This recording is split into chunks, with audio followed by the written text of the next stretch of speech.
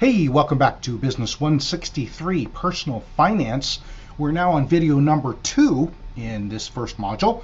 And as you can see from the title slide, I'd like to, in this video, sort of have us take a little bit of a dive into the question, where do we learn about money? And we proposed this a little bit in the first video, but I really want us to think about this. I'd like to invite you to think deeply about this, because where you learn about money will greatly influence how you think about money, and in many ways how you think about it unconsciously. It becomes something of a habit. You've always thought that way because of, well, the things you learned very early on in your life. So, some things to think about. How about you? Where did you learn about money? Did you learn about money from watching your parents? Did you learn at home? How did your parents deal with money? Were they spenders or were they savers? What happened when unexpected things or emergency things happened?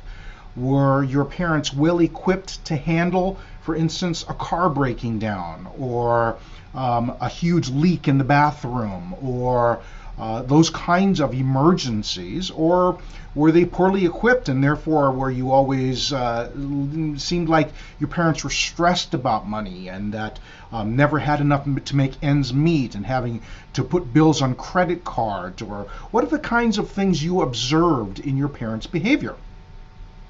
What did you learn from watching other people's spending habits? Perhaps you grew up in a situation where your friends were growing up in different economic circumstances. Maybe you were friends with kids who had families that had much less than your family did, or you came up with friends whose families had much more than your family did. And so what did you learn from watching other people's spending habits? Were you the type of person who was really impressed by the fact that some of your friends didn't have as much discretionary spending money to go around, or that you grew up as the kid that didn't have a lot compared to your friends? Your friends always seem to have nicer and newer and better things than you did when you were a child. What did you learn? What have you learned from reading news articles or magazine articles, or from seeing the kinds of commercials on television or advertisements that you see in magazines and billboards, those kinds of things?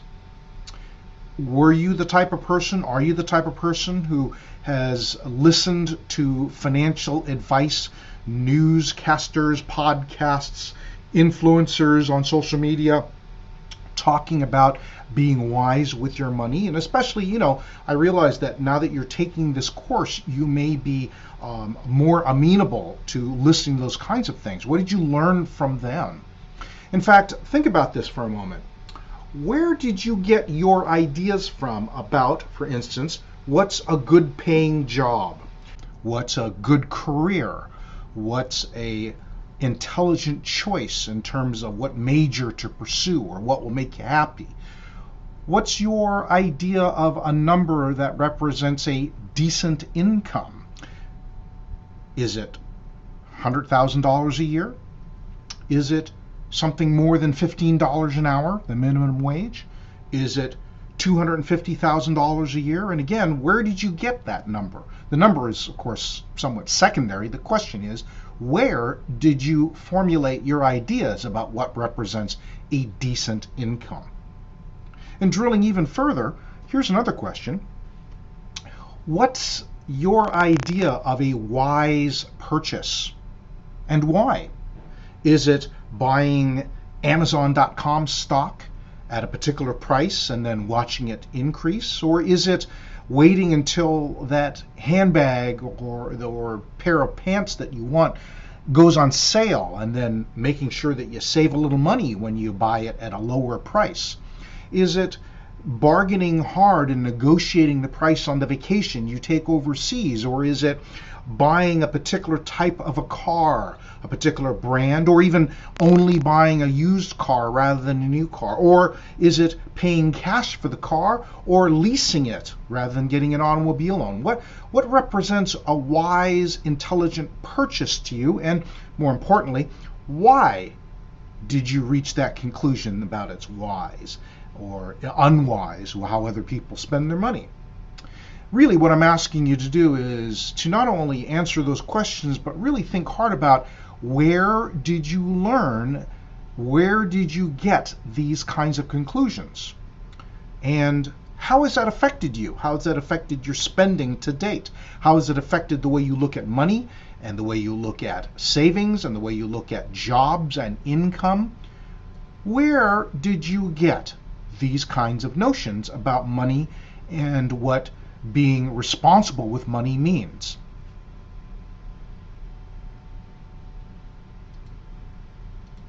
Why is this important? Well, this is a slide from the previous deck, the last one we looked at, right? Just as a point of review, why should you care about personal finance? Because your goals, whether it's meeting your short-term financial needs easily, or planning for retirement, or saving up money to pay for your children's college education, right? We mentioned the last lecture, and we'll mention again, the way you set your goals is deeply personal. The goals you create, the way you look at what you want your future to look like economically and financially, the future lifestyle you want to plan towards, those are very, very deeply personal issues, and they're deeply personal and rooted in your past understanding about money, right? The way you learned about money and what's wise and what's unwise and what's a worthy goal and what's a wise purchase, those things are the things that build your perspective on the goals you want for your future. And so you need to examine and understand where you came from, so to speak, in order to understand why it is that your desires, why your goals, why your heart wants to have a particular lifestyle, a life, the way you want your future to look like, right? Now, to go a little further, right? You learned about these things about money from different places. You might have learned, as we talked about even last lecture, you might have learned from your parents, although that's becoming less and less of a thing these days. Many parents don't talk to their children about money at all. And how many of us had parents who actually sat down and talked to us transparently about the realities, about the truth of the home budget when we were kids, about how much money we made and how much that the household had to pay for rent or for their mortgage, or how they decided to buy the car the way that they did, or why they shopped at particular grocery stores and not at others, right? How many of us had parents who talked to us transparently about those things? How many of us had parents who told us about the financial challenges and, quite frankly, the financial successes that they had? Quite frankly, let's be honest, for many families, money is seen as a taboo topic by parents.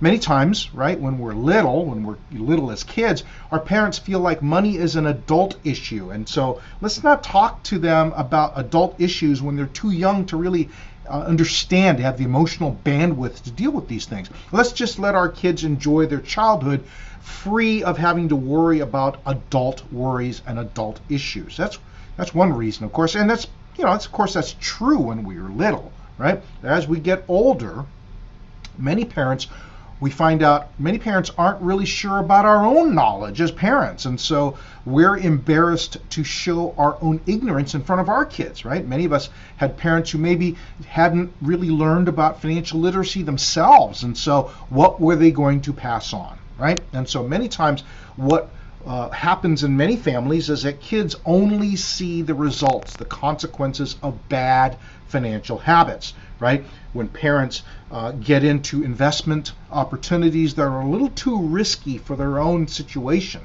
or things that result in money struggles, or perhaps a parent or maybe both parents who easily give in to the temptation to get involved in get-rich-quick schemes. Or you see the consequences of poor planning. And of course, I want to observe both sides of this, right? We're never saying that parents should be perfect and only make wise decisions. Your parents and my parents were human beings, which means they're imperfect at best. And so everybody makes calls, judgment calls, that end up to maybe not go the way we would hope them to go. And as a result, we're going to see as children the consequences of what happens when things don't go the way that they were planned to go, right? So that's not saying that just because we saw the result of bad decisions, that means our parents were faulty. It just means that they're human, right? So if we didn't learn great habits or sound financial literacy from our parents, well, where did we learn in our childhood whether or not we should think about saving more than spending or spending more than saving, right? Where did we learn what was the most important things to spend money on? Where, for instance, did we find our happiness coming from? Where did we find things like our safety coming from, right? What bad financial experiences do you remember, right? Did you have the experience of not knowing how you were going to pay for certain things, or wanting to go to a particular summer camp or take particular classes, and your parents telling you, sorry, we don't have the money for that, right? What kind of experiences did you have that, for instance, were connected to food or connected to money? Those things will leave very, very deep, sometimes permanent impressions upon us as children. I know several folks, older folks, for instance, my parents. My parents grew up during the Great Depression of the 30s, and so they had experiences in their life of going to bed hungry, not having enough food for dinner, of not having enough money to pay bills, and that left permanent impact upon them on how they look at food and money for the rest of their lives. And they passed that on in some ways, right, to my sister and I. When you're always told, you got to finish what's on your plate, food is important and valuable, and those kinds of things, right? It leaves a deep impression on us a generation later. And so we want to understand that where we learned about safety and happiness and food and money, they leave an impression upon us as well. And I'm asking you to think deeply about these kinds of things as you reflect on what you know about money and perhaps what you don't know about money. That these are a result of not only your own childhood experiences, but perhaps your parents' childhood experiences as well. Now, we mentioned this before, of course, we are surrounded by messages about money, just mainly from organizations and companies that would like you to spend money on their products or services, right? So we're very familiar with, for instance, the world's most interesting man, right, represented by that image in the upper left-hand corner there, right, trying to sell us Dos Equis beer, that if you're an interesting person, if you're a fascinating, desirable person, that you drink a particular brand of beer. And of course, that's just representative, right? If you're an attractive person, it means that you wear a particular cologne or wear particular clothes, drive a particular car, right? Or, for instance, the upper right image, right? The Beers Corporation has spent generations convincing us that if you really mean to do well by your sweetie, if you're going to get engaged, you got to spend at least 2 months' salary on that diamond ring. Where did that number come from? Is there some mathematical equation? Absolutely not. It was just simply they decided that they wanted to convince you had to spend that much money, and they made it a quick shorthand equation, 2 months' salary, right? Telling you that's what you're gonna have to spend. That came out of nowhere. That was just a marketing thing, and now this is the kind of information that we believe because we've been told it so often by, of course, a company with a vested interest trying to get you to spend more money on diamonds, right? Or if you're an active person who's accomplishing things in your life, well, you wear a pair of Nikes, right? Why? Because those sneaks help you just do it. And of course, we were surrounded by images of athletes that we admired, of champions, and we have been told since we were little kids, right, that that's the brand that helps you just do it, right? Well, is that true? Or is it simply a message that we've been told so many times that now we believe it when we come and approach our wallets? Well, the thing that you need to be aware of is all of the messages that you are receiving about money. They don't come from sources that have your best interests at heart. Many of the messages that you have swallowed and digested and have come to believe were given to you by organizations and people who didn't have your best interests at heart. There was a conflict of interest. They were looking for you to buy stuff from them. They had an agenda. They had a hidden agenda. And many times nowadays it looks like what? It looks like folks who would like to convince you that they have valuable content to tell you about how to be financially responsible, but what? Well, they're trying to get you to buy their book or subscribe to their podcast or subscribe to their service or buy their product, right? They have a hidden agenda. It's a conflict of interest. They're not looking to educate you. They're looking to get you to buy their stuff. Now, that is one of the great things about financial literacy courses like this one. I'm not trying to get you to buy anything. You already paid your tuition.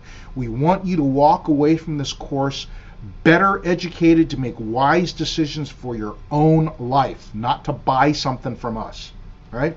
Even when you see financial education material that has, for instance, an affiliate relationship at the bottom of the web page, right? They are getting paid to convince you of things. This is one of the things you need to be careful of when you are trying to sort through, well, what basic messaging do I want to believe about how to be financially educated? I'll give you a couple examples here. Here's a couple of folks that we have been told are financial gurus that we should believe. Here's a guy, Robert Prechter, who appears regularly on CNBC and gives his free opinion about what he thinks the future is going to hold for stocks. He is purported to have 25 years of trading advice, right? Unfortunately, if you look closer at a guy like Robert Prechter, he has been giving advice for many, many years on what you should do with your investment money. But take a look at that second bullet point. If you followed his stock advice, you would have earned a negative 98% return on your investment. In other words, look at that. $100,000 invested with Prechter would have lost almost all of it, $98,300. You would have been left with less than $2,000 if you invested $100,000 with him. He's not a financial guru you should trust, especially when the average U.S. stock returns over the last 25 years has been 857%. He has lost 98%. Do you understand what we're saying? Just because he's on television giving his opinion and being treated like a financial guru does not make him someone you should trust. In addition, here's someone many people recognize as having spent years talking about how you should listen to her advice. Susie Orman. Susie Orman's been on specials on public television and has books and podcasts. Well, here's the thing. She claims to have 18 years of experience at major Wall Street institutions, but in fact, she only has less than half that. She makes most of her money from selling insurance, not from making the right call on how to be wise financially. Again, is that someone you should really trust when she's not particularly forthright and honest about her credentials? This is why it's important for you to think well and hard and be careful who you trust when someone says, hey, this is what you should be thinking about the market. This is why you should be treating your money. Be careful. Not everyone has your best interests at heart. Not everybody's honest. And there's more than enough people out there looking to ask you for money. Join me in my new business. Get involved with my new startup on the ground floor. Make 1,000% returns in just a few months. Here's a once-in-a-lifetime opportunity, but you got to act now. You will constantly, for the rest of your adult life, encounter folks who are more than happy to try to convince you to give up some of your well-earned, hard-earned money to invest with them. You got to be careful out there, right? Now, here's the thing. Here's something for you to consider.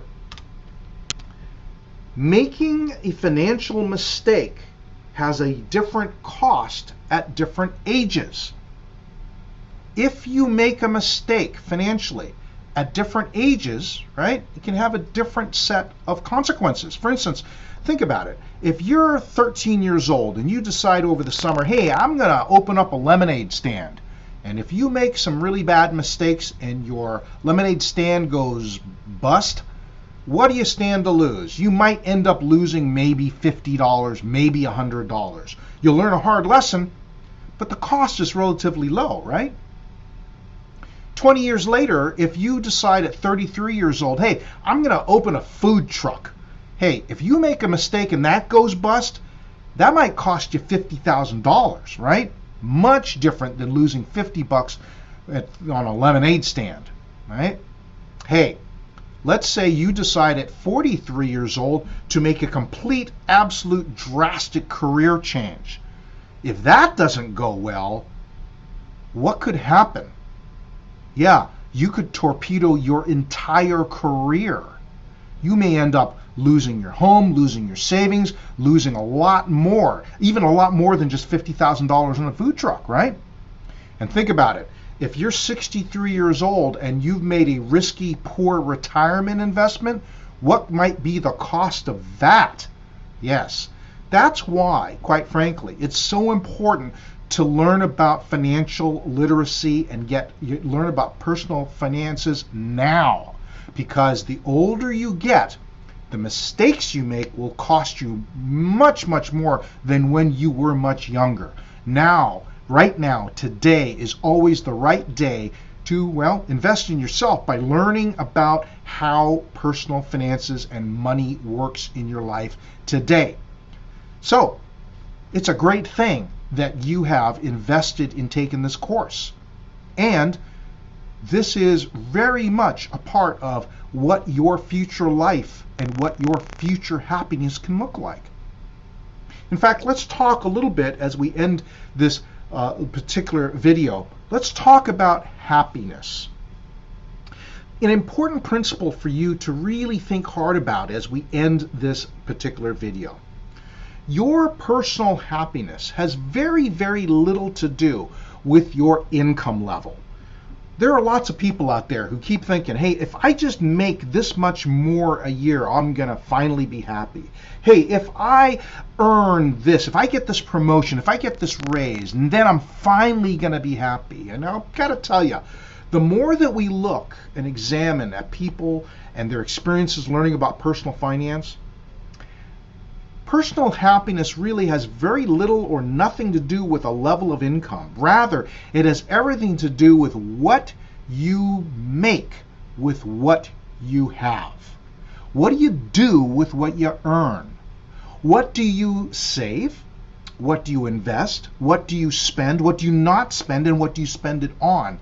That's really where long-term personal happiness comes from, not with a particular number you're earning. There are folks out there earning NBA player level money who are just absolutely miserable. And there are folks who are earning a relatively modest income out there, by any comparison, who are much happier because of how they have decided to spend what they have and not spend what they don't have, right? So I hope that makes sense to you as you consider this very large question of how did I learn about money? Where did I learn about these things? And what am I really counting on in terms of lifestyle and deep, long-term personal happiness? I hope this really does encourage you to think hard about where'd you come from, where'd you learn these lessons, and what have you sort of prescribed for yourself in terms of a future happiness and personal happiness in your future. As we look at this big topic of personal finance and how we describe the goals and the kinds of things we want to accomplish and secure and achieve in our financial lives. Hope that's helpful. We will see you in the next lecture.